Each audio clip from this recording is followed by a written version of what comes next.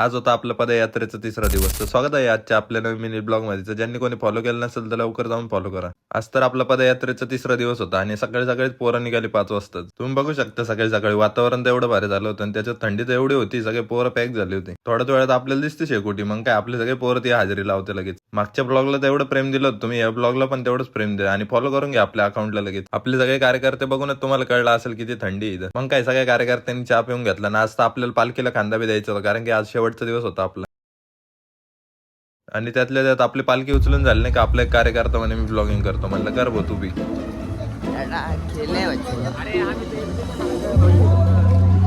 भाऊला म्हणलं ब्लॉगिंगचं तू जास्त मानावं नको घेऊ, मी आहे ना इथं, मी करतो सगळं. आणि त्यातले त्यात आपले कार्यकर्ते तर इतके डेंजर आहे ना, सकाळी 8ला तर कधी घरी उठत नाही तर त्यांना रस प्यायचं होतं सकाळी सकाळी. बाबांनी तर रस एवढं क्वालिटी बनवलं होतं, बाबा नाराज होऊ नये म्हणून बाबाला बी ब्लॉग मध्ये घेऊन टाकलं. आता तर काय शिर्डीत पोहोचायला आपल्याला फक्त 3 किलोमीटर जायचं होतं आणि त्यातल्या त्यात आपली आंघोळ बाकी होती. मग काय आपण बंगल्यावर थांबलो होतो आंघोळ करायला. बंगल्यावरती पोहोचल्या आपल्याला सगळ्यात अवघड काम करायचं होतं, आपली बॅग शोधणं. जिथं तुम्ही मेहनत करशील तिथं तुम्हाला फळ तर भेटलं. तसं म्हणलं आपली बॅग तर लगेच भेटली. बॅग भेटल्या आपले सगळे कार्यकर्ते आंघोळीला पोहोचले. मग काय सगळ्यांनी आंघोळ केली, सगळे तयार झाले. तसे तर आपले काही कार्यकर्त्यांचं पहिलंच वर्ष होतं पालखीचं. मग काय त्यांना पाहिजे होतं प्राणी संग्रहालय. कार्यकर्त्यांना म्हणलं आपल्या मिनी ब्लॉग सारखंच मिनी प्राणी संग्रहालय इथं. आपल्या सगळ्या पोरांना म्हणलं तुम्ही म्हशीचं सोडा, तुम्ही इथं बदक पा फक्त.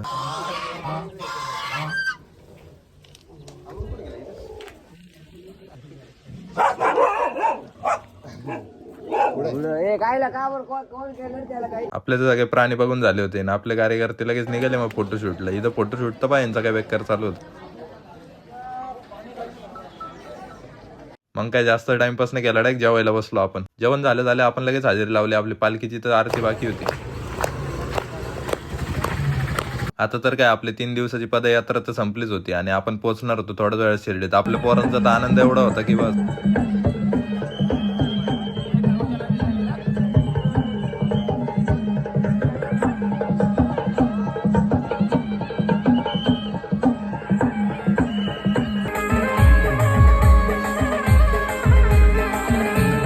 जाता जाता तर आपल्याला लागलं होतं विठ्ठल रुक्माईचं मंदिर. मग काय तिथं आपण लगेच दर्शनाला गेलो सगळे. तिथं गेल्या सगळ्या देवांचं दर्शन घेतलं, निघालो आपण लगेच. आपल्याला तर जायचं होतं खंडोबा मंदिरात. खंडोबा मंदिरात पण आपलं दर्शन झालं होतं. मग आपल्या कार्यकर्त्यांची इथं चालू होती चर्चा. या 3 दिवसाच्या पदयात्रेनंतर आपण पोहोचलो होतो शिर्डीत. आपल्याला शिर्डीत एवढं भारी वाटत होतं गेल्या लगेच. आपण नाशिकवरून साईबाबांची पालखी आणली होती, तिथं आपण इथं ठेवली होती आणि तिथं आपलं शेवटचं दर्शन बी घेऊन टाकलं लगेच. आता तर काय आपला मोबाईल बी जमा केला होता. मग काय आपलं दर्शन झालं होतं का आपल्याला मोबाईल भेटला. दर्शन तर एवढं भारी झालं होतं आणि दर्शन झाल्यानंतर आपला मोबाईल भेटला आणि पाहिलं तर बाहेर एवढा अंधार झाला होता की बस. आपण तर स्वतःला काही इथून घेतलं नाही, पण आपल्या वाच्याला घेणं इज कंपल्सरी. मग काय थोड्याच वेळात आपण निघतो भोजनालयाकडे, कारण की आपल्याला करायचं होतं जेवण.